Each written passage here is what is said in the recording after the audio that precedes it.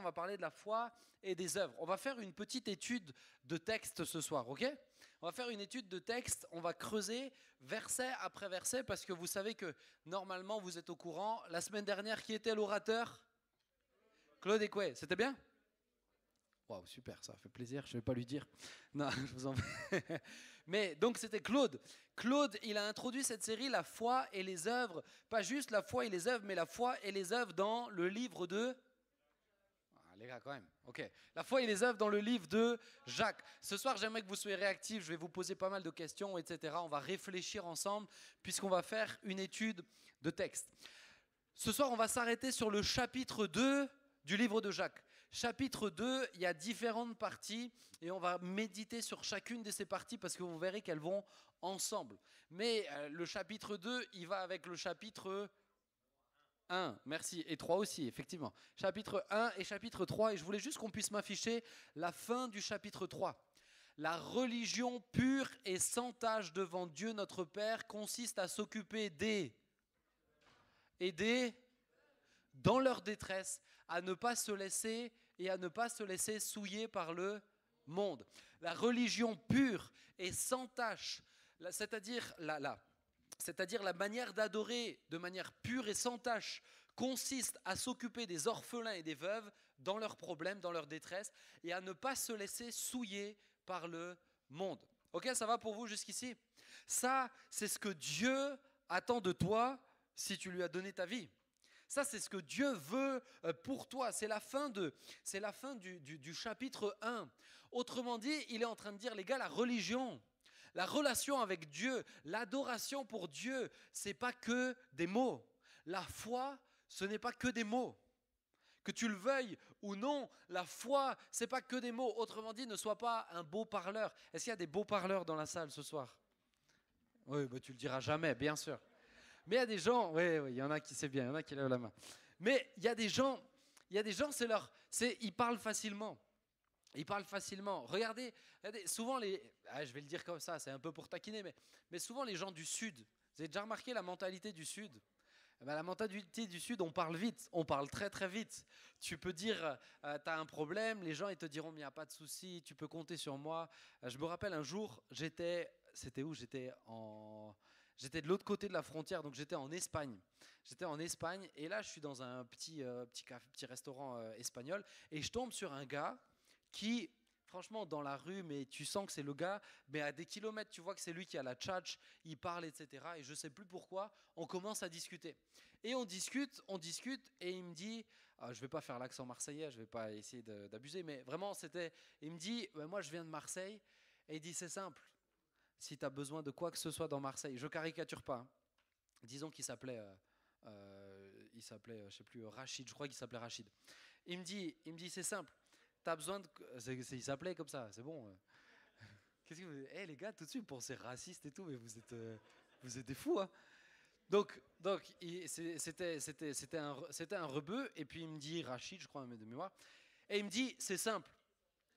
Tu viens à Marseille. Tu as besoin de quoi que ce soit. Et il m'a pris comme ça. Hein. Je vais le faire. Tim, tu peux te lever, s'il te plaît? Il me fait... Oui, non, te rapproche pas de ma bouche. On ne s'est pas embrassé. Il vient et il me fait... C'est simple. Tu viens à Marseille. Ouais. Tu as besoin de quoi que ce soit. Ouais. Tu vas voir quelqu'un. Et tu lui... Non, tu vas voir quelqu'un à Marseille. Et tu lui dis que tu viens de la part de Rachid. Il m'a dit... De Marseille, c'est 1 million d'habitants quasiment. Hein. Et tu lui dis que tu viens de la part de Rachid. Et tu peux t'asseoir. Moi, il m'a dit ça. Mais mon ami, je peux être sûr et certain que si je me pointe à Marseille et que je vais voir quelqu'un en disant « Excuse-moi, j'ai besoin d'aide, je viens de la part de Rachid », ça ne marche pas. Ça ne marche pas. Alors, sur un malentendu, peut-être parce qu'il connaît un Rachid sympa, ça peut marcher. Et il me dit « Tout le monde me connaît à Marseille ». Et je dis quand même, il me dit, tout le monde me connaît. Vraiment, il était sûr de ça. Ça, mon ami, ça c'est un beau parleur. Tu as des beaux parleurs dans la drague. Vrai ou faux? Ouais, qui a dit vrai comme ça? Tu as des beaux parleurs Mais attends. On va le conjuguer. Tu as des belles parleuses. C'est pas hyper français, mais ça marche. Tu as des belles parleuses. C'est vrai ou c'est faux? Arrêtez de dire c'est faux, c'est très vrai. Toi, tu le sais, hein, tu connais Marie, on sait. Hein. Mais t'as des... C'était une blague, c'était une blague. C'était une blague. Mais les amis, c'est finalement dans notre vie de tous les jours, si on ne fait pas attention, est-ce que par exemple là, je ne fais pas attention, j'ai oublié mon iPad et du coup je prêche avec mon téléphone, mais j'aurais besoin de quelqu'un qui me prête son téléphone pour un chronomètre. Moi j'ai tout le temps l'habitude de prêcher avec un chronomètre. Tim c'est gentil parce que Tim n'est jamais sur son tel. Donc moi si tu fais pas attention, tu peux vite te retrouver à que avoir de la parole avec Dieu. La foi, c'est pas que des belles paroles. La véritable foi, c'est prendre soin de la veuve et de l'orphelin. C'est ne pas se souiller avec les souillures du monde. La foi, ce ne sont pas que des belles paroles. Ne sois pas un beau parleur spirituel. Trop facilement, on peut être un beau parleur spirituel. On peut sortir d'un The Rencontre. On a dit plein de choses. On a pris plein de décisions. On a chanté plein de trucs et ça n'a rien changé depuis. Vrai ou faux ? Ça veut dire que tu es un beau parleur. Si tu viens et que tu te contentes juste de parler à Dieu, de dire des choses, de prendre des engagements, mais que derrière tu ne changes jamais rien, tu n'es qu'un beau parleur. Alors que le texte nous dit que la foi, ce ne sont pas que des mots.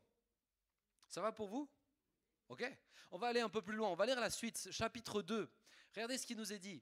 Mes frères et sœurs, que votre foi en notre glorieux Seigneur Jésus-Christ soit libre de tout. Et vous savez, vous connaissez, quand je m'arrête, vous êtes là. Hein. De tout ? Ok.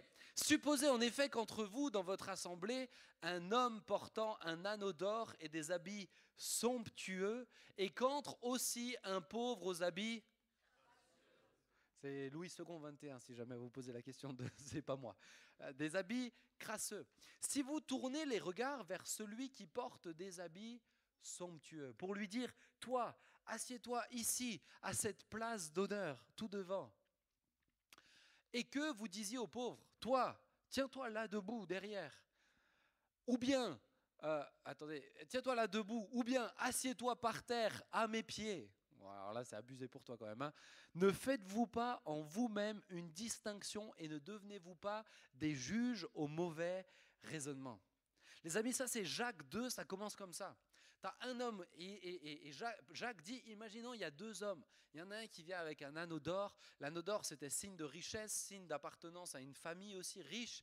Et il vient avec un anneau d'or. Aujourd'hui, il aurait peut-être, je ne sais pas, la dernière paire de chaussures qui coûte cher. Je ne sais plus comment ça s'appelle chez vous, là, mais des Balenciaga, merci.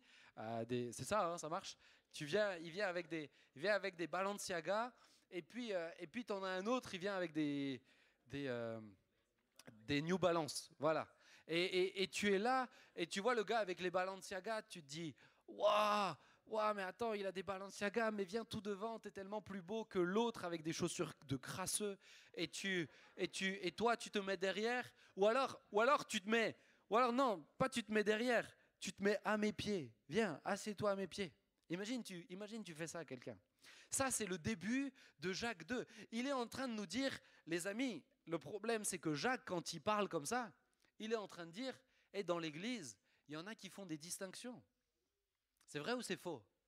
Dans l'église, il y en a qui font des distinctions.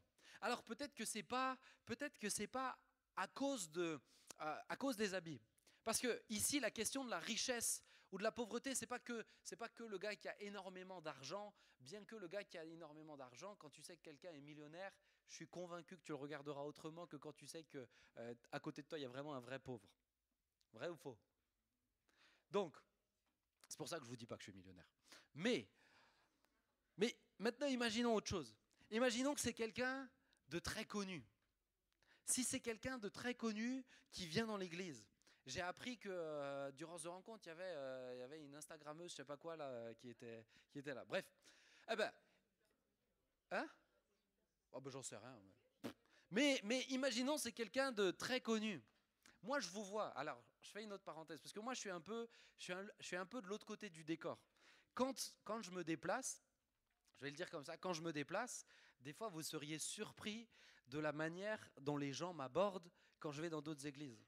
Moi, souvent, aujourd'hui, je suis un peu habitué, mais souvent, les gens ils disent oh, « Je peux vous toucher pour de vrai ». Vous vous dites oui, ils sont des...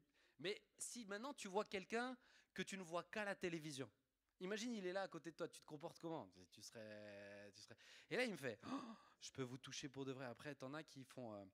y a une fois quelqu'un qui m'a dit, ah bah vous êtes plus petit qu'à la télé, tiens, je pensais...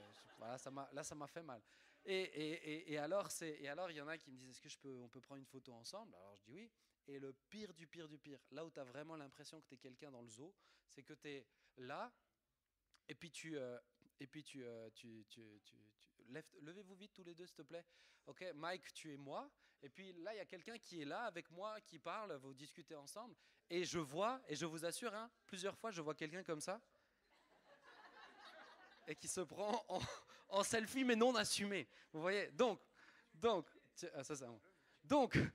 les amis, ça, franchement, si vous vous déplacez des fois avec moi, vous seriez un peu gênés, mais vous dites, moi, je peux comprendre des gens, je vois quelqu'un que à la télévision, bon, je peux imaginer. Mais moi, des fois, je vous vois réagir quand il y a Tendry à côté de vous. Je vous vois réagir aussi. Moi, Tendry, parce que je le connais. Mais je vous vois réagir. Les amis, quand c'est quelqu'un de connu, je suis sûr que tu le traites différemment que si c'est quelqu'un de pauvre et d'inconnu. Si c'est quelqu'un de crasseux et d'inconnu. Vrai ou faux? C'est ce que le texte nous dit. Il dit, les amis, certains font des distinctions. Non, reviens dessus, s'il te plaît, sur la slide. Certains font des distinctions. Et le texte de Jacques commence de cette manière-là. Comment tu gères, Tim, ton truc, tu peux m'enlever là, qui reste allumé, s'il te plaît. Comment tu gères, de quelle manière tu considères ton prochain? Si là, il y a quelqu'un qui vient pour la première fois que tu ne connais pas, est-ce que tu le considères aussi bien que si ça avait été Tendry ou Justin Bieber? Est-ce que tu le considères aussi bien? Et là, je m'adresse à tout le monde, responsable y compris. Est-ce que vous le considérez avec autant d'importance que si ça avait été Justin Bieber? Parce que le texte, écoutez, le texte nous dit exactement ça. Le texte nous dit, ce que vous faites si vous les considérez différemment, c'est mal et c'est faux. Pourquoi? Pourquoi il nous dit que le texte, pourquoi il nous dit ça? Parce que si tu regardes aux apparences, tu finiras, et si tu considères par rapport aux apparences, tu vas te retrouver à faire des mauvais choix. Vrai ou faux? Tu vas te retrouver à faire des mauvais choix. Si tu te retrouves j'en sais rien, tu te mets en couple avec un gars juste parce que il est canon de chez canon, mais tu n'as jamais considéré l'intérieur, tu peux être sûr que c'est un mauvais choix. Ah, tu peux avoir les deux, quelqu'un de canon à l'intérieur et quelqu'un de canon à l'extérieur. Ma femme, elle m'a bien trouvé. Mais, ouais, c'est bon, je vous réveille. Mais, là, vous avez jugé, et ça, Dieu l'a entendu. Ça, c'est chaud pour vos fesses. Mais, les amis, si tu regardes aux apparences, tu vas finir par faire des mauvais choix. Je veux vraiment que tu retiennes ça dans ta tête. On est en train de parler d'un sujet important, on est en train de parler de la foi. La Bible nous dit que, or, sans la foi, il est impossible de plaire à Dieu. Et là, il est en train de nous dire que la foi, c'est ne pas regarder aux apparences. La foi, c'est ne pas traiter de manière différente selon l'extérieur. Parce que ici, le mot pauvre, c'est pas juste le gars qui n'a pas beaucoup d'argent. Le mot pauvre, c'est aussi le mot, on pourrait le qualifier de humble, ou je vais le dire comme ça, de simple. C'est quelqu'un qui pourrait être par exemple simple en esprit. Quelqu'un qui a moins de réflexion, qui est peut-être moins intelligent, qui a peut-être moins de capacité à avoir plein de relations sociales. C'est quelqu'un qui peut paraître peut-être un peu bizarre, un peu avec du retard. Comment tu considères les gens qui ont du retard autour de toi? Comment tu le fais? Moi, j'ai passé une soirée cette semaine avec des gens avec des difficultés, que des gens où tu les qualifierais dans la catégorie de pauvres. Mais je suis convaincu que si certains parmi vous avaient été là, vous auriez été gênés, vous auriez dit ça sent mauvais, vous auriez dit attends, non, moi c'est trop malaisant, vous aurez sorti des trucs comme ça. Alors que Dieu nous dit, on doit les traiter exactement de la même manière. Il n'y a pas de distinction. Et même le texte va plus loin encore. Ça va, vous êtes là? Le texte va plus loin. Écoute le verset 5. Écoutez mes frères et sœurs bien-aimés. Dieu n'a-t-il pas choisi ceux qui sont pauvres aux yeux du monde pour les rendre riches dans la foi et héritiers du royaume de Dieu qu'il a promis à ceux qui l'aiment. C'est fort ce qu'il est en train de dire là. Non seulement Dieu te dit la partie juste au-dessus, tu ne dois pas faire de distinction. Et souvent, on se compare en faisant des distinctions. Souvent, tu regardes les autres en regardant aux apparences. Tu juges les autres en jugeant aux apparences. Souvent, tu te positionnes dans ta relation avec les autres en fonction des apparences, en fonction de ce qu'ils vont dégager. Et tu juges en fonction de ça. Mais j'aimerais te dire que devant Dieu, c'est mal. C'est pas juste faux, c'est mal. Tu n'as pas le droit de faire ça devant Dieu. Est-ce qu'il y aurait pas encore un peu trop d'apparence dans Impact Jeunesse? Moi, cette année, je suis venu volontairement un peu moins souvent. J'ai eu beaucoup de déplacements. Et là, sur ce mois-ci, j'aurai beaucoup de déplacements. Mais je me rends compte, j'aime bien venir et voir. Des fois, je trouve qu'il y a encore trop de « m'as-tu vu ?» Dans Impact Jeunesse, je trouve qu'il y a encore un peu trop de « m'as-tu vu ?» Je trouve qu'il y a encore un peu trop de « on se juge en fonction de tes fringues, en fonction de ton style, en fonction de… » Il y a encore un peu trop de ça. Alors vous devez apprendre, vous êtes en dehors de la société, mais vous êtes tout le temps plongé dans cet univers-là, je peux comprendre. Mais la Bible dit, c'est mal. C'est mal. Et il va plus loin. Il dit, regardez mes frères, Dieu n'a-t-il pas choisi, Dieu n'a-t-il pas fait le choix de ceux qui sont pauvres aux yeux du monde pour les rendre riches dans la foi et héritiers du royaume de Dieu? Il est en train de dire que Dieu a exprès choisi des gens qui, aux yeux du monde, ne sont pas brillants, sont pas fringués, sont pas richissimes. Il a fait exprès de prendre, la Bible dit même, des gens simples pour confondre les intelligents. Dieu a pris des gens qui paraissent faibles. Tu regardes mon grand-père, quand tu l'écoutais, les gens, ils l'entendaient parler, certains disaient, ouais, mais lui, il est un peu simple, ils vont le dire comme ça. Autrement dit, il est un peu, à la limite de dire, il est un peu teubé. Pourtant, celui qui a vu un mort ressuscité, c'est mon grand-père, c'est pas eux. Pourtant, celui qui a eu le privilège de fonder, d'être à l'initiative de cette église-là, c'est lui, c'est pas eux. Celui qui a discuté avec Jacques Chirac, c'est lui, c'est pas eux. Ouais, ferme la bouche. Mais ce que je veux vous dire là, c'est que mon grand-père, il discutait avec Jacques Chirac, il voulait juste une chose, c'est lui donner un de ses livres pour qu'il entende parler de Jésus. Franchement, c'était Jacques Chirac ou Rachid de Marseille, c'était la même chose. Hein. Vous captez, les amis? Tu peux paraître. Là, il y a deux choses qu'on peut tirer de ce texte-là. Deux choses. Tu peux paraître ou tu peux penser que tu es, aux yeux du monde, pauvre. C'est la course à la richesse aujourd'hui. Mais tu peux penser qu'aux yeux du monde, tu es pauvre. Ou tu peux penser que tu es plus bête que les autres. Tu peux penser que tu es moins stylé que les autres. La Bible dit que Dieu te choisit pour être riche de la foi et héritier du royaume de Dieu. Ça veut dire que tu peux avoir cette capacité de croire que Jésus est mort et ressuscité, que tu puisses être sauvé, que tu puisses être riche de la foi. Et ça nous dit une deuxième leçon. Ça nous dit ce que Dieu regarde. La première partie du texte nous dit ce que nous regardons. La deuxième partie du texte, verset 5, nous dit ce que Dieu regarde. Qu'est-ce que Dieu regarde ? Dieu ne va pas regarder à ton chiffre sur… vous n'avez peut-être pas de compte bancaire, mais Dieu ne va pas regarder au nombre d'euros sur ton compte bancaire. Tu sais que tu as des millionnaires et tu as des millionnaires chrétiens. J'étais au courant de ça. Tu as des gens très riches qui sont chrétiens. Et ils ont un sacré défi, hein, gérer autant de richesses en étant disciples de Jésus, c'est challengeant. Mais tu as des gens extrêmement riches qui sont chrétiens. Dieu ne regarde pas, Dieu il dit pas, tu as passé les 3 millions d'euros, tu ne peux pas être sauvé. Il ne juge pas comme ça. Il dit tu es à moins 500 sur ton compte courant, ouais c'est bon, tu es sauvé. Mais non, il n'est pas en train de regarder ton compte bancaire. Vous me captez ? Il n'est pas en train de regarder ça, il est juste en train de dire que lui, ce qui l'intéresse, ce n'est pas ces choses-là. Alors que nous, ce qui nous intéresse, ce sont ces choses-là. Vous me suivez ?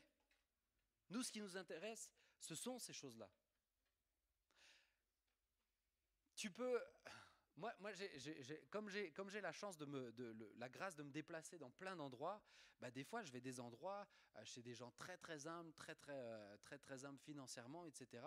Et des fois je me retrouve chez des gens bon, très très riches aussi. Mais je suis sûr que si vous allez dans ces maisons-là, je suis sûr que tu retiendras la maison du riche. Tu retiendras qu'il a 5 salles de bain. Tu retiendras, tu me diras, oh punaise, mais il avait un sauna chez lui, et puis en plus il avait une piscine creusée intérieure, et puis il avait une Maserati, etc., une Lamborghini. Tu vas redire tous ces trucs-là. Mais tu vois, les gens qui venaient chez mon grand-père, qui était quelqu'un de très simple, c'était un tout petit, c'était, c'était un appart en fait, hein. Il y avait une maison, mais avec des gens qui habitent à l'étage, ma tante et tout. Donc c'était petit, mais par contre, il y avait un homme qui a vu un mort ressuscité quand même dedans. Tu sais, peut-être tu retiendras jamais sa maison, mais la présence de celui qui est là, elle est incomparable avec la présence des fois des gens hyper riches qui sont chez eux et qui ont plein sur leur compte bancaire. Ils savent que te parler de leur voyage, mais ils ne peuvent pas des fois te parler de plus. Vous me suivez? Dieu est en train de nous dire par le texte de Jacques, vous regardez à l'extérieur, mais moi je regarde à l'intérieur. Et moi je regarde à l'intérieur. Et il nous dit une deuxième chose. Il nous dit, tu peux me remettre le verset? Il nous dit, Dieu n'a-t-il pas choisi ceux qui sont pauvres aux yeux du monde pour les rendre riches dans la foi et héritiers du royaume de Dieu? Ça veut dire que tu peux être riche dans la foi. La question aujourd'hui de devenir riche, franchement, j'ai l'impression que dans votre génération, c'est une obsession. Pour plein de gens, c'est une obsession. Alors, tu as plein de pubs sur Internet, sur YouTube, tu as plein de pubs, comment faire 9 000 euros par jour, comment faire 20K par mois, comment faire, ça y est, j'ai passé le million de chiffre d'affaires, ça y est, j'ai passé, d'ailleurs les gars, ils vous arnaquent, vous ne faites pas avoir, hein, les gars, les gars, ils vous sortent des trucs, 1 million de chiffre d'affaires, ça veut dire tout et pas grand-chose non plus, hein. Mais nous, on est là et on voit plein de vidéos, on voit plein de trucs et on se dit, waouh, c'est fou, ouais, mais je veux ça. Et puis tu vois des appartes à Dubaï, les gars, ils ont des grosses Lamborghini. Bon, ils ont trop de pluie, ils savent pas la gérer, donc ils peuvent pas rouler sur les routes en ce moment, mais quand même, ils ont des grosses Lamborghini. Et puis toi, tu vois ça et tu dis, waouh, mais c'est ça la vie que je veux. Et puis le gars, il a 20 ans, il a fait le tour du monde, il fait des posts Instagram extraordinaires. Je vous donne le témoignage d'une jeune femme qui est une collègue à ma femme, qui était une collègue à ma femme, elle garde encore contact. Tu regardes son Instagram, il est canon de chez canon de chez canon, des vidéos parfaitement réalisées à Bali, à Dubaï, à Singapour, à que des trucs comme ça, dans les plus beaux hôtels, c'est parfait, elle est juste avec son amoureux, bizarrement c'est jamais des gens qui ont des enfants qui font des voyages comme ça, tu m'étonnes, sûr, tu vois des couches partout et tout, et tout est parfait, tout est parfait, ils sont super blindés, ils voyagent que en business ou en première, ils sont bien. Eh ben ma femme, elle me disait toujours, franchement, vous voyez son Instagram, vous dites, oh, mais je voudrais tellement être comme elle.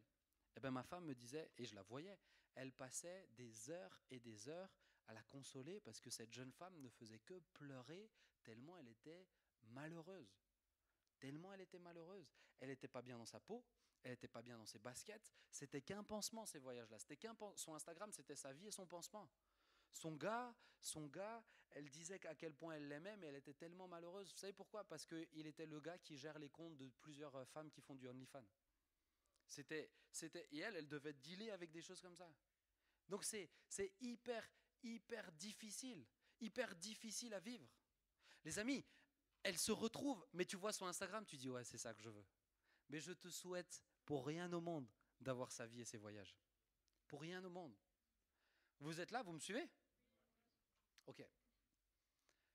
Est-ce que tu es riche de la foi? Est-ce que tu es riche dans la foi? Parce que dans le ciel, tu as un compte bancaire et la foi, c'est une monnaie. Et on voit le nombre de zéros qu'il y a, de 1 et de 0 qu'il y a sur ton compte bancaire spirituel. Est-ce que tu es riche de foi? Ou est-ce que, bon, à la rigueur, tu as un petit livret A spirituel, mais il n'y a pas grand-chose dedans, hein. Les taux d'intérêt, ils ne sont pas très rentables, hein. Est-ce que tu es riche ou tu n'es pas riche de foi? C'est ce que le texte nous dit. Yes, vous êtes avec moi?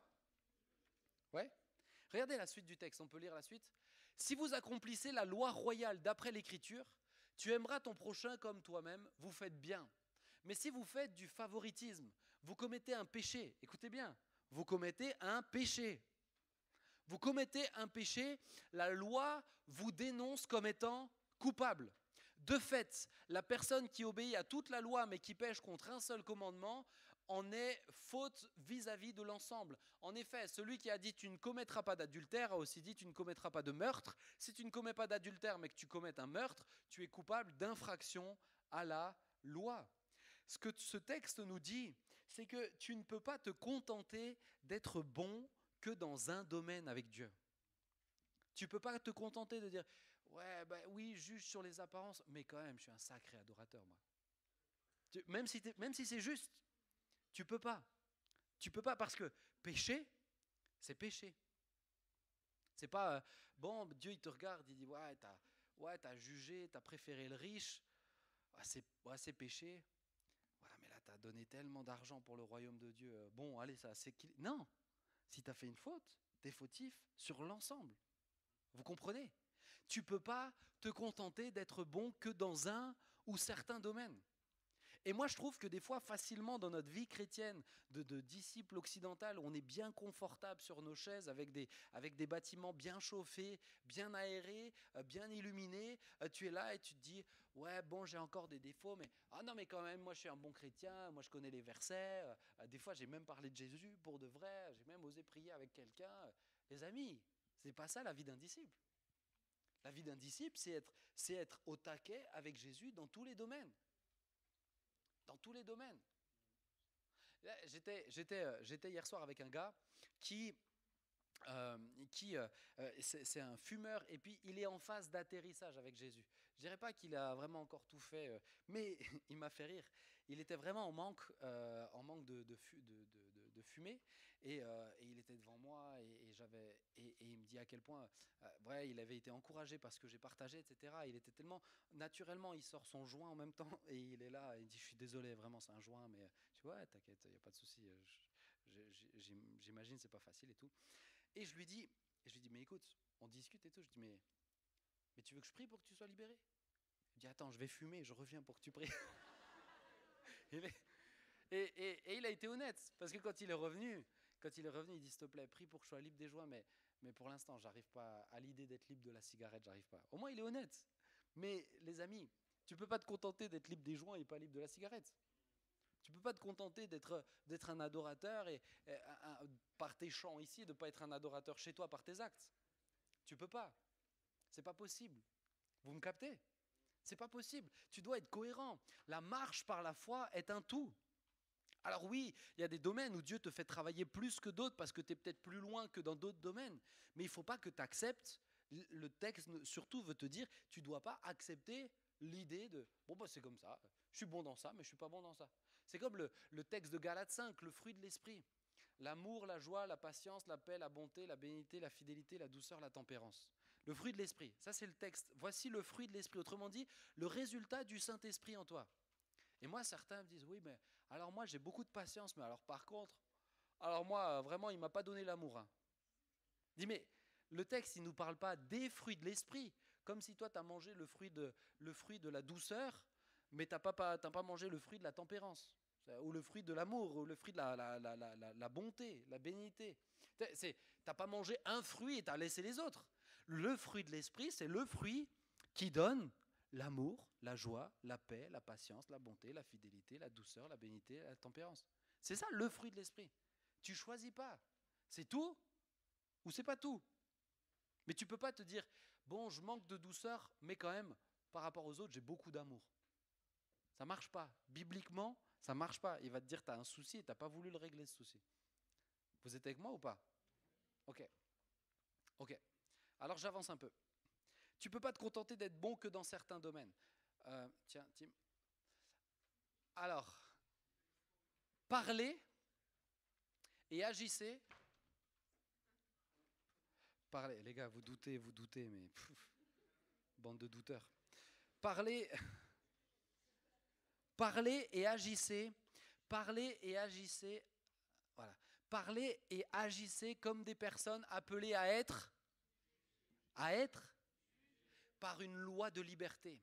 Car le jugement est sans compassion pour qui n'a pas fait preuve de... La compassion triomphe du... Ce texte-là, il est super fort. Et retenez, les amis, on est dans le même chapitre. Retenez qu'il y a une logique. Jacques, il ne te parle pas d'un sujet et après il pense à autre chose. Il dit, au fait la compassion et puis après, au fait la foi. Non, c'est ensemble. Il te dit, tu regardes aux apparences. Il te dit, Dieu peut te rendre riche de la foi, mais Dieu a rendu les gens humbles, pauvres, riches de la foi. Et après, il te parle de jugement. Il te dit, vous jugez les autres. Et il dit, parlez et agissez comme des personnes appelées à être jugées par une loi de liberté. Car le jugement est sans compassion pour qui n'a pas fait preuve de compassion. Autrement dit, si tu te comportes sans compassion, tu seras jugé par Dieu sans compassion. Il y a un autre verset qui dit, vous serez jugés selon le jugement que vous aurez vous-même donné. Si tu juges les autres sans compassion, si tu es dur, si tu es un religieux, si tu critiques tout de suite, Dieu fera exactement la même chose à la même mesure que ce que toi tu as fait pour d'autres. Comprenez la puissance du texte de Jacques. On est en train de parler, de la charité chrétienne. On est en train de parler de prendre soin de la veuve et de l'orphelin. On est en train de parler de ne pas regarder aux riches. On est en train de parler de regarder aux pauvres. Autrement dit, il est en train de te dire, tu es censé avoir compassion des plus faibles.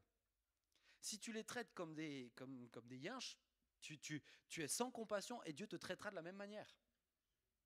Vous me suivez? Ok, alors je te pose la question, comment tu traites les pauvres? Comment tu traites les gens faibles dans ta classe? Comment tu traites ceux qui sont les rejetés, vraiment ceux qui sont isolés, ceux qui sont délaissés? Comment tu les traites? Qu'est-ce que tu fais pour eux? Comment tu les traites, ça ne veut pas juste dire moi je leur dis bonjour là où les autres ne disent pas. Ça ne suffit pas. Tu es censé les traiter aussi bien que s'ils avaient été Justin Bieber. Donc comment tu le fais concrètement? C'est une question que je te pose. Là, tu peux difficilement être plus concret que ça. Vous me dites oui, c'est vrai, on va avoir de la compassion. Ok, alors toi, tu fais comment? Tu fais comment auprès de ton voisin fragile, la personne âgée pas loin de chez toi? Quand tu vois les personnes âgées, tu te lèves au moins dans le bus ou pas? Tu cèdes au minimum ta place? Et restez avec moi les amis, je vous parle de quelque chose d'important. Restez avec moi, je vous parle de quelque chose d'important. On est en train de parler de foi. Tout à l'heure, on va parler de foi qui est morte, c'est-à-dire une foi qui est inexistante. Et Paul, il est en train de te dire, ta foi, elle est existante ou non selon la manière dont tu traites les gens. De quelle manière tu les traites? Est-ce que tu fais du bien seulement à ceux pour qui tu auras un intérêt? Ceux qui te ramènent quelque chose, ils te ramènent une amitié, ils te ramènent peut-être une capacité, ils peuvent te rendre service. Est-ce que tu fais du bien seulement à des gens comme ça? Vous me suivez ou pas? Les amis, ce que je vous dis là, c'est hyper important. Es-tu dans le jugement ou es-tu dans la compassion? Es-tu dans le jugement ou la compassion? Parce que si tu es dans le jugement, Dieu te jugera de la même manière que ce que toi tu fais pour les autres. La manière dont tu traites le pauvre. Moi, un jour, j'ai eu tellement mal au cœur et c'est je dirais que c'est un de mes regrets. Un de mes regrets de quand j'étais vraiment plus jeune, c'était au collège. On avait un prof d'allemand qui était, je ne sais pas si tu l'avais toi ou pas, un prof d'allemand qui était, honnêtement, je ne peux pas dire. Pour moi, il avait, aujourd'hui, avec mes souvenirs que j'ai et le recul que j'ai, je dirais que je pense même qu'il avait quelques petits troubles psy.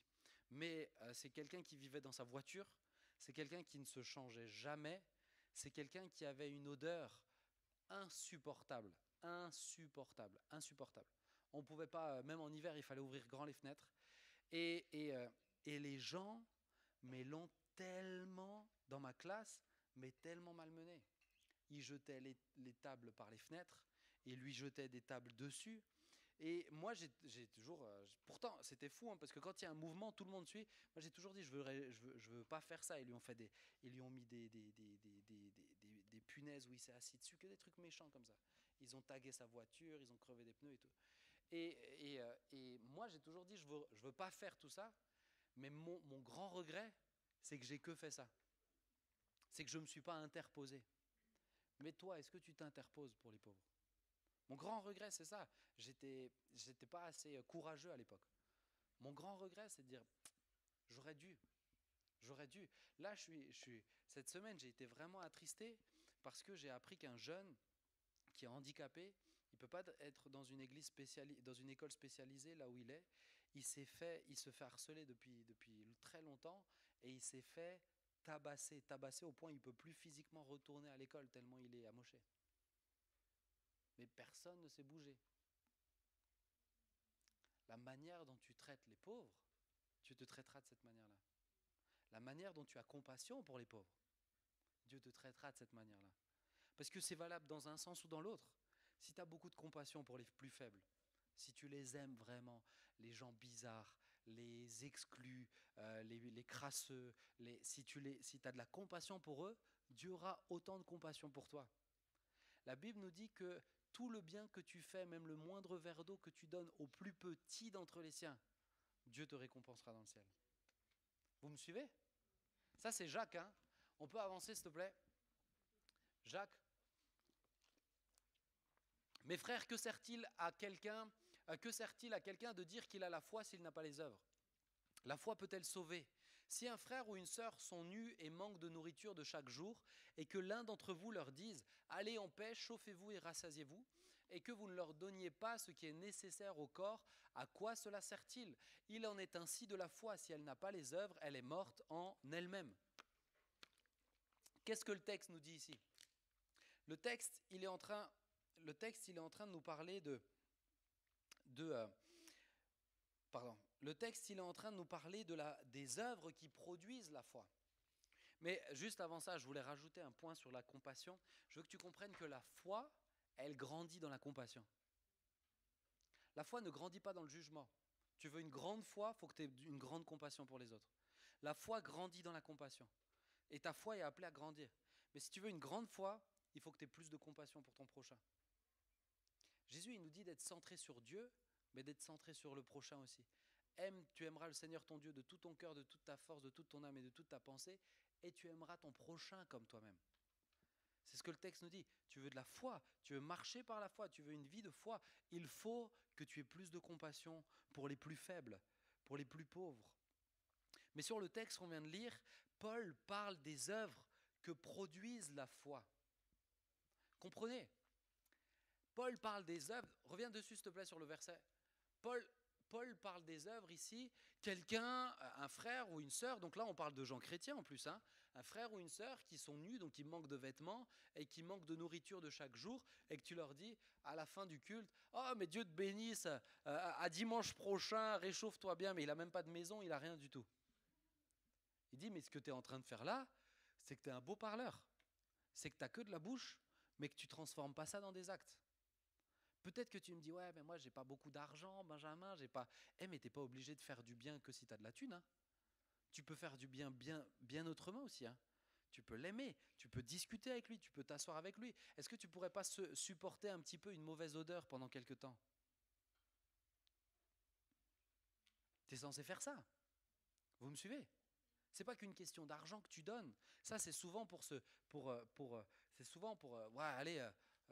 passer à autre chose. Passer à autre chose, ça c'est se donner bonne conscience. Non, mais quel bien toi tu fais vraiment?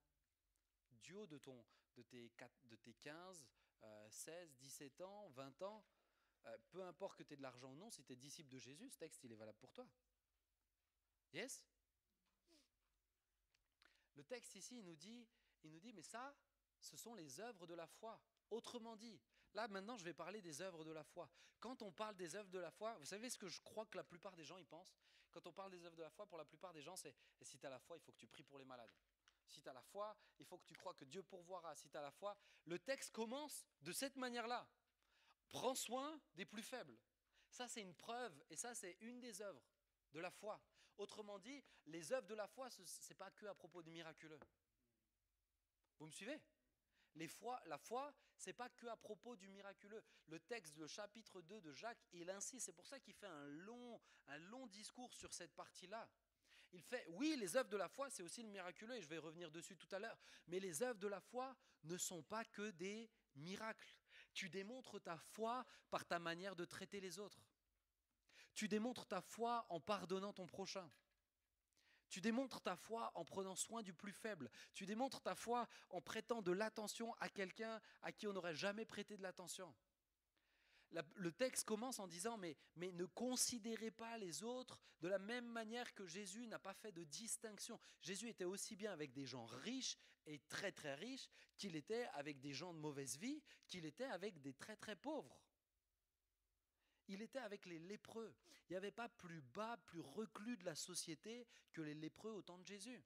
Il était là et il les touchait, ce qui était un signe d'impureté. Il se mettait à leur niveau. Il parlait aux femmes. À l'époque, tu ne parlais pas aux femmes comme ça. Il parlait aux femmes étrangères, encore moins. Il parlait seul à seul, encore moins. Mais il le faisait, parce qu'il se mettait au même niveau. Est-ce que vous comprenez ce que je suis en train de vous dire? Les œuvres de la foi, ce n'est pas d'abord les miracles et tout ça. Tu dis, oh Seigneur, donne-moi une grande foi, donne-moi une grande foi. Moi, je veux voir des miracles. Dieu, il te dit, prends soin des faibles. Dieu, il te dit, là, ce soir, tu veux une grande foi. Aie compassion des faibles. Aie compassion des faibles. Il ne devrait jamais y avoir dans Impact Jeunesse une personne qui se trouve seule. Il ne devrait jamais. Et je fais une petite parenthèse parce que bizarrement cette semaine, j'ai 2 personnes qui m'ont partagé leur inquiétude pour la jeune génération. Beaucoup peut-être ici vous vous sentez seul, pourtant vous traînez en groupe, etc. Vous vous sentez seul parce que vous ne savez pas développer de vraies relations. Quand vous êtes ensemble, vous passez votre temps à regarder des vidéos ensemble. Ce n'est pas comme ça que tu développes une relation. Et certains on m'a dit vos noms. Je pourrais vous nommer et vous faire lever devant tout le monde. Mais je sais que c'est la plupart des gens.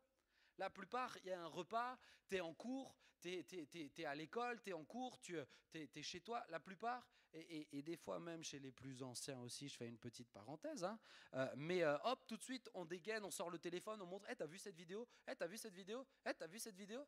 Et celle-ci, elle est drôle, hein, et celle-ci. Mais c'est bien, mais en quoi ça approfondit tes relations? Tu fais exactement la même chose avec les autres que ce que tu fais quand tu es tout seul. En quoi ça fait creuser les choses? En quoi ça fait que tu as des liens forts? En quoi le gars, il te connaît mieux qu'avant ce moment-là? Ça va? Ok, je ferme la parenthèse parce que j'aimerais revenir dessus sur ma prochaine prédication. Les œuvres de la foi ne sont pas que des miracles. Mais regardez ce qu'il nous dit. On va lire ensemble. Tim, merci. Mais arrêtez, on se connaît. Mais quelqu'un dira, toi tu as la foi et moi j'ai les œuvres. Toi tu as la foi et moi j'ai les œuvres. Mais regardez à quel point c'est, excusez-moi, mais à quel point c'est bête comme phrase. Toi tu as la foi, c'est bien. Toi tu as la foi et moi j'ai les œuvres. Montre-moi ta foi sans les œuvres. C'est comme si quelqu'un dit à Jacques, était en train de me dire, ah mais toi Jacques tu as la foi, moi j'ai les œuvres. Montre-moi ta foi sans les œuvres. Autrement dit, tu penses que tu as la foi, merci. Tu penses que tu as la foi et moi je prends soin des pauvres et du coup on se complète. Il dit mais montre-moi ta foi sans les œuvres. Montre-moi ce que ça veut dire la foi sans les œuvres. Parce que moi je peux te démontrer ce que ça veut dire la foi par les œuvres. Montre-moi. Parce que moi je peux te montrer la foi par mes œuvres. Moi tu peux les attester. Tu crois qu'il y a un seul Dieu, tu fais bien. Les démons le croient aussi et ils tremblent. Veux-tu savoir, ô homme vain, que la foi sans les œuvres est inutile? Verset 21. Abraham, notre père, ne fut-il pas justifié par les œuvres lorsqu'il offrit son fils Isaac sur l'autel? Tu vois que la foi agissait avec ses œuvres et que par les œuvres, la foi fut rendue parfaite. Ainsi s'accomplit ce que dit l'Écriture. Abraham crut à Dieu et cela lui fut imputé à justice. Et il fut appelé ami de Dieu. Vous voyez que l'homme est justifié par les œuvres et non par la foi seulement. Rahab, la prostituée, ne fut-elle pas également justifiée par les œuvres lorsqu'elle reçut les messagers et qu'elle les fit partir par un autre chemin? Comme le corps sans âme est mort, de même la foi sans les œuvres est morte.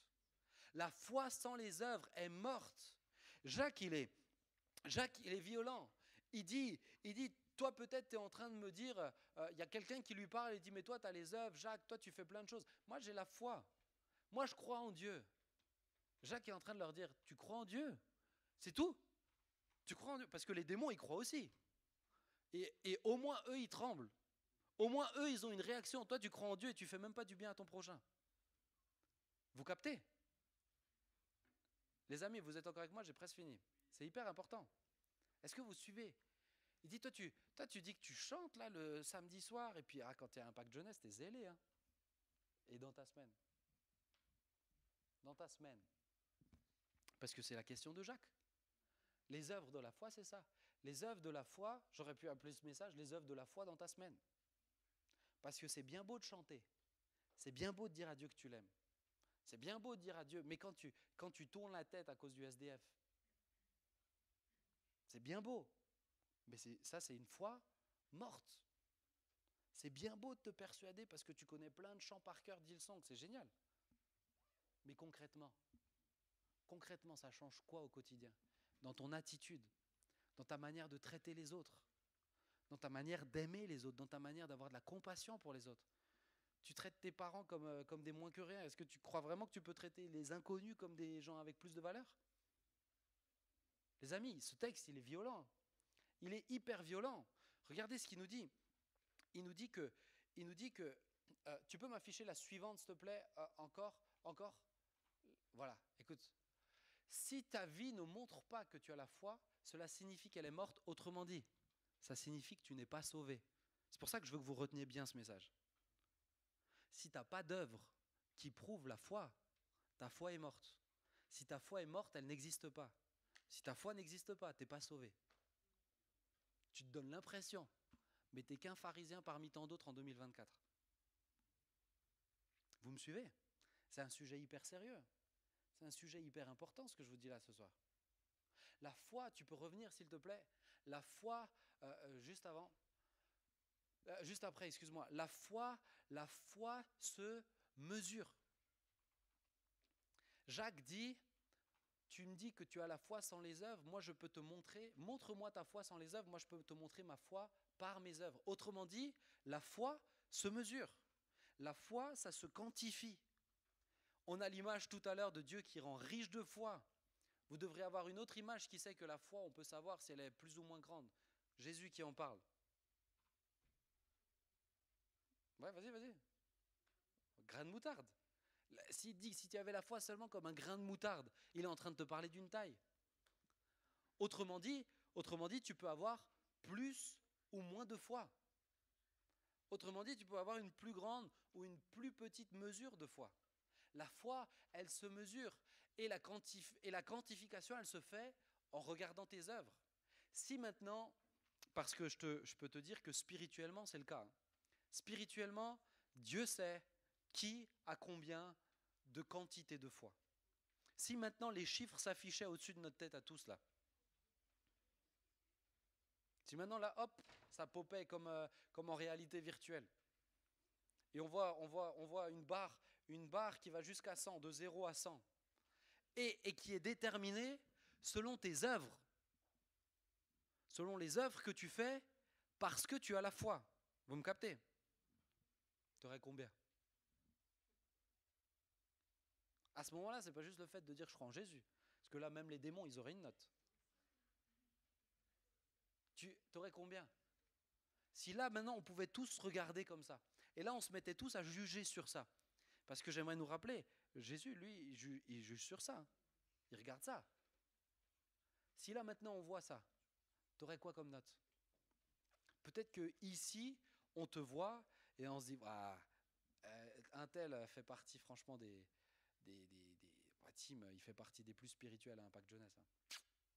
Regardez comme il lève ses mains. Et puis souvent quand même dans la louange, il est à genoux. Hein. Ah, vraiment, il y a... Non, et puis il donne beaucoup hein, pour le Seigneur. La quantité d'argent qu'il donne, c'est...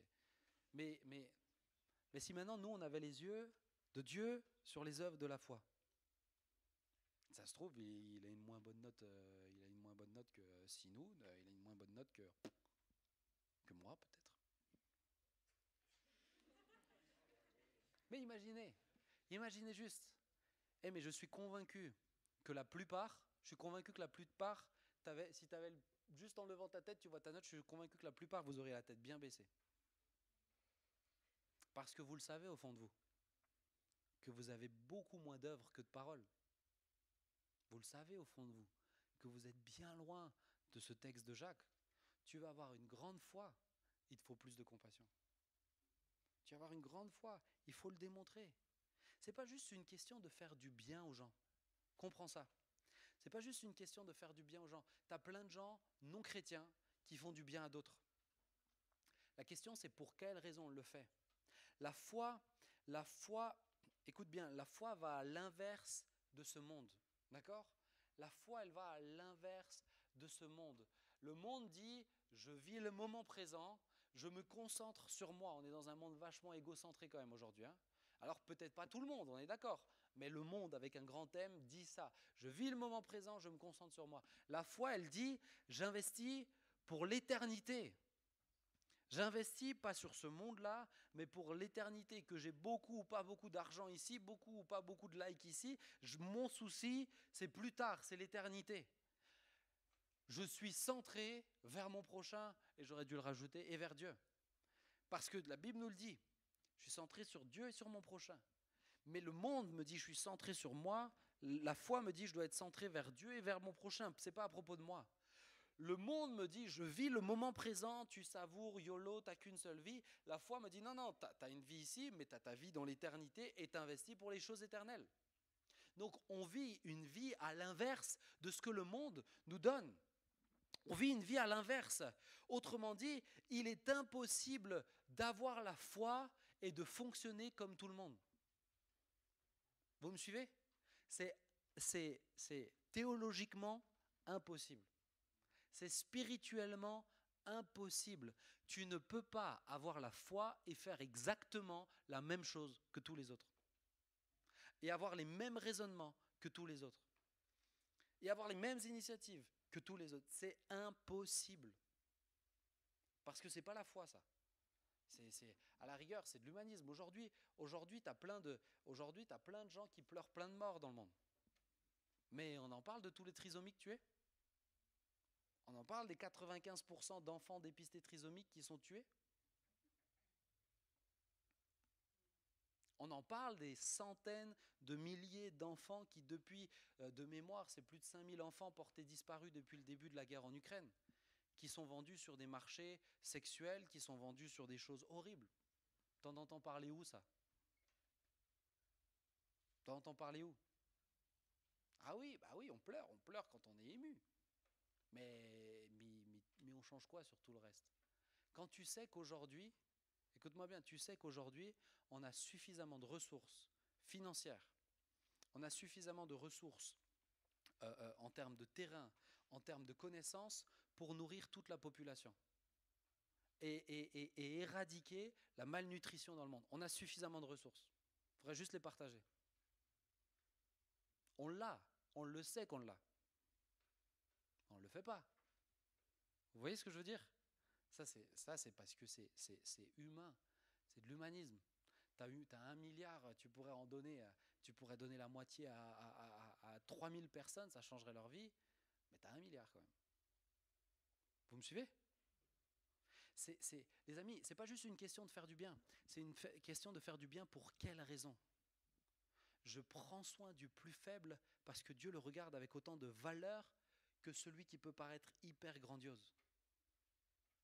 Vous me suivez ? C'est pour cette raison que tu dois être motivé. Et tu dois le traiter alors de cette manière-là, de la même manière que Jésus l'aurait traité à ta place. Tu t'arrêtes sur les gens sur lesquels les regards des autres ne se posent pas forcément. Ou parce que peut-être ils ont un intérêt. Tu t'arrêtes parce que tu sais que ce que tu fais là, ça va permettre d'investir pour les choses invisibles, les choses pour l'éternité. Mon grand-père, il n'est pas parti avec des millions d'euros sur son compte bancaire quand il est mort. Mais je peux t'assurer qu'au ciel, il est riche. Hein.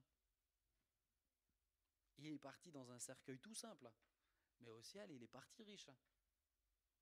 Pourquoi ? Parce qu'il a investi toute sa vie. Il a misé toute sa vie sur ces choses-là. Toute sa vie. Toi, tu mises toute ta vie sur quoi ? C'est ce que le texte de Jacques nous dit. Ce que je vous dis, les amis, c'est important. Ne vous trompez pas. Ne pensez pas que vous êtes de bons chrétiens si vous faites des petites prières, vous lisez votre Bible et dans les œuvres, ça ne change rien du tout. Ne pensez pas ça. Ah ouais, mais moi, dans les œuvres, j'ai arrêté ma série Netflix. C'est très bien. C'est très bien. Si Dieu t'a convaincu, c'est très bien. Mais la vie chrétienne, ce n'est pas à propos de toi et de ce que tu dois commencer à arrêter. Ça, c'est la base. C'est ce que tu fourniras derrière, plus loin, plus tard. C'est ça la vraie vie chrétienne. Vous me suivez? Je veux nous laisser cette pensée. La foi, c'est ce qui va te toucher. La foi, c'est ce qui va te permettre de te saisir des choses qui sont invisibles. Et par moment, ça sera vivre le miraculeux. Quand tu veux marcher par la foi, et c'est peut-être si Juju, tu peux venir au piano s'il te plaît. Quand tu veux marcher par la foi, tu te poses la question de, tu dis Seigneur, je veux marcher au-delà de mes propres forces, au-delà de mes propres capacités. C'est ça la marche par la foi. D'accord? Quand tu veux marcher par la foi, tu dis Seigneur, j'ai décidé de te donner ma vie, donc je fais le choix de la marche par la foi. Tu ne peux pas être disciple si tu ne marches pas par la foi. Mais tu ne peux pas marcher par la foi si tu fais tout ce que les autres font. Si tu penses comme tous les autres. C'est impossible, ça va à l'inverse. C'est ce que le texte de Jacques nous dit. Alors la question ce soir c'est, est-ce que tu marches par la foi ou pas? Si tu me dis oui Benjamin, je marche par la foi, je devrais pouvoir venir chez toi et te dire, ok alors montre-moi les œuvres qui me prouvent que tu marches par la foi. Parce que Jacques nous dit, Jacques 2 nous enseigne, la foi se démontre. La foi se prouve. Oui, à The Rencontre, j'ai donné ma vie à Jésus. Et ok. Et maintenant, ça change quoi dans tes relations avec les autres? Tu es toujours autant égocentré? Est-ce que c'est toujours autant à propos de toi? Est-ce que quand tu vois quelqu'un de seul, tu préfères scroller sur ton écran? Concrètement, ça change quoi? Est-ce qu'on peut juste fermer nos yeux quelques instants, s'il vous plaît?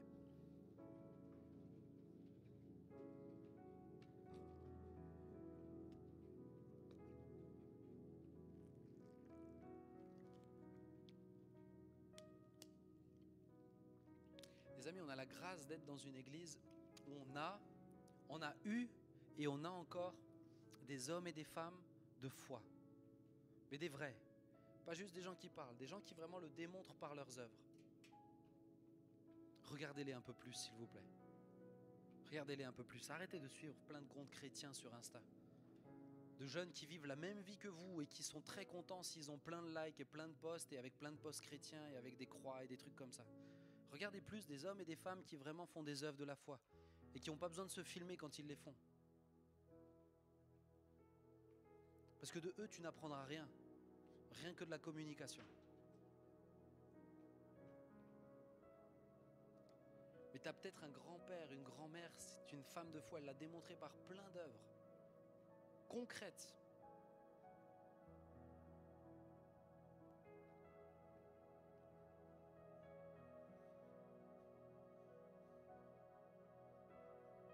Et ça me permet de rappeler aussi à tous les grands frères et grandes sœurs, les responsables ici, nous devons nous montrer l'exemple par nos œuvres.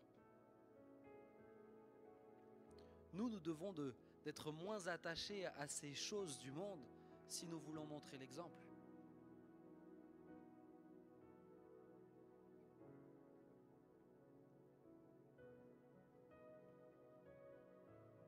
Mais que veux-tu dans ta vie de disciple? Veux-tu une illusion de vie chrétienne? Veux-tu une illusion de vie chrétienne? Veux-tu une foi qui, Dieu qualifiera, elle est morte?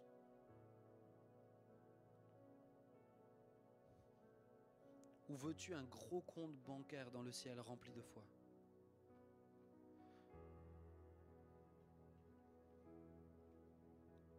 La foi par les œuvres, c'est pas que des grandes choses. La foi par les œuvres, c'est prendre soin des plus faibles. La foi par les œuvres, c'est veiller à ce que personne soit seul ici, ou en cours, ou montrer que là où les autres peuvent rejeter parce qu'ils jugent par l'apparence, toi tu ne jugeras pas par l'apparence. Tu vas t'arrêter, tu vas essayer de chercher, apprendre à connaître. La foi par les œuvres, c'est rendre des services concrets. C'est pas regarder l'équipe d'accueil, juste servir parce qu'eux ils font partie de l'équipe d'accueil et toi tu viens pour être servi comme un prince. La foi par les œuvres, c'est l'entraide. La foi par les œuvres, c'est pas aider quand on demande d'aider. La foi par les œuvres, c'est aider quand tu es dans le secret et que personne t'a vu.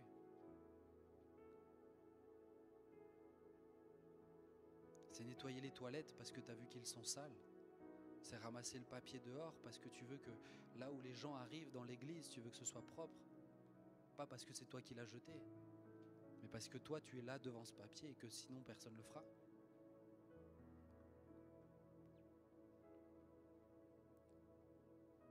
La foi par les œuvres, c'est te soucier de ton voisin qui est une personne âgée et tu vois bien que personne ne va le visiter.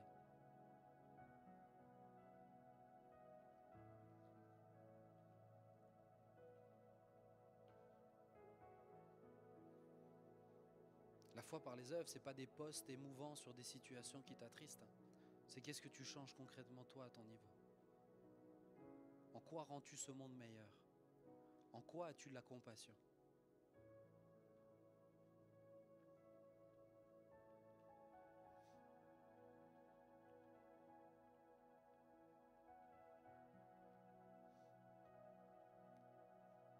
Il est temps que tu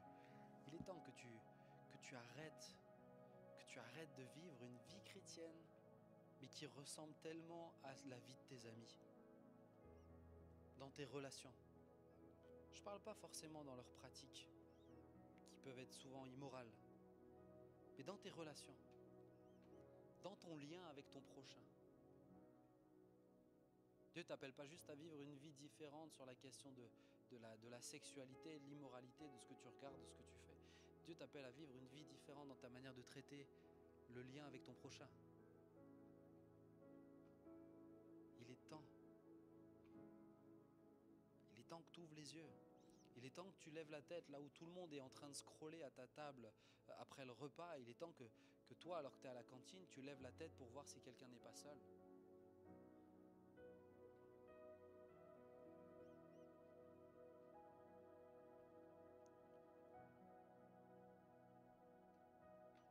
Ce soir, je veux juste pas faire un appel qui pourrait être un semblant émotionnel. Donc je ne vais pas te demander de t'avancer. Des fois, je crois que vous ne réalisez plus ces appels-là. Des fois, je pense que si, vous en êtes conscient, mais c'est comme les paroles de connaissance, vous en avez tellement vu.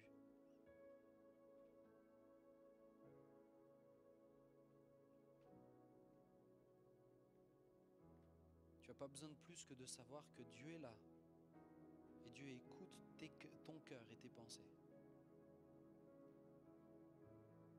Dieu est en train d'écouter ton cœur et tes pensées.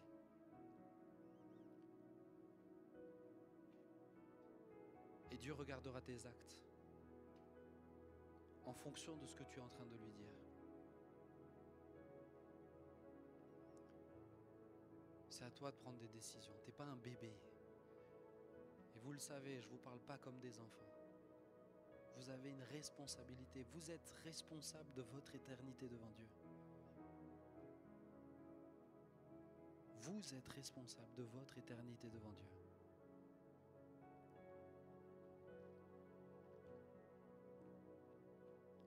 Alors ce soir, quelle décision prends-tu ?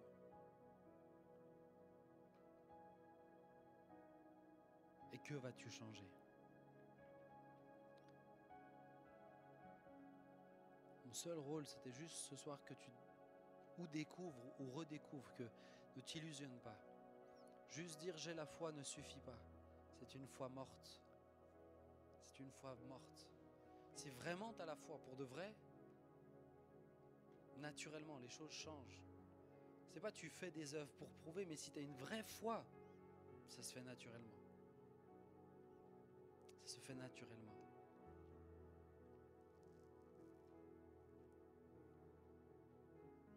Pendant que je demandais juste à l'équipe de louanges de venir pour prendre le dernier chant qu'ils ont prévu.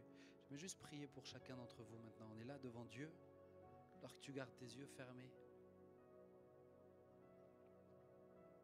Alors que tu gardes tes yeux fermés. C'est un temps important. Vous savez, ne prenez pas à la légère des prédications comme ça. Passez pas vite à autre chose. Dans votre cœur, Père, je te prie, s'il te plaît. S'il te plaît. Et je m'inclus pleinement dedans. Donne-nous plus de compassion. Donne-nous plus de compassion. Donne-nous plus de compassion. Ta présence est une grâce. Et c'est vraiment pas parce qu'on est parfait. Je crois qu'il y a tellement de choses, Seigneur, qui doivent être encore transformées et émondées chez nous. Mais donne-nous plus de compassion. Donne-moi plus d'amour pour le pauvre, celui qui n'est pas aimé, pour le rejeter, le mépriser, l'incompris, le malade, celui qui pue, celui qui semble être bête, celui avec qui tu as du mal à avoir une discussion construite. Donne-moi plus de compassion, papa. Donne-moi plus de compassion sur celui qui est jugé par le monde et trop souvent par l'Église. Donne-moi plus de compassion. Donne-moi de ne pas faire la différence entre le riche et le pauvre, entre le populaire et l'impopulaire. Donne-moi de ne pas faire de différence, Seigneur. Donne-moi de regarder le monde et les gens comme toi tu regardes et considères. Je veux être traité de la manière dont je traite les autres. Mais donne-moi de bien traiter les autres. Donne-nous de bien traiter les autres. Qu'il y ait encore plus d'amour. Ta parole nous dit que c'est à l'amour que nous avons les uns pour les autres qu'ils verront, que le monde verra que nous sommes tes disciples. Pour que ce soit si limpide, qu'on n'ait même pas besoin de parler, qu'on ait juste besoin de s'aimer. C'est un amour surnaturel. C'est une compassion surnaturelle. Il n'y a pas de jugement, il n'y a pas de jugement de valeur, il n'y a pas de jugement dans le style, il n'y a pas de jugement dans le psyché, dans l'intelligence, il n'y a pas de jugement dans ça. On est juste frères et sœurs en Jésus. Seigneur, fais-nous grâce. Fais-nous grâce. Ramène-nous, Seigneur, à l'essentiel du message de l'Évangile. Ramène-nous à une foi qui est concrète.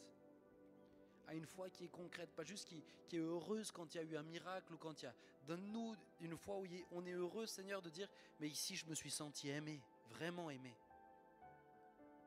Seigneur, fais-nous grâce, s'il te plaît. Je te le demande, en tant que berger de ce groupe, Seigneur, s'il y a des choses à changer, montre-les-nous. Mais aide-nous, Seigneur, à avoir un regard tourné vers l'autre, dans un monde tellement centré sur soi-même. S'il te plaît, je te le demande. Merci pour ta présence. Merci pour ta grâce.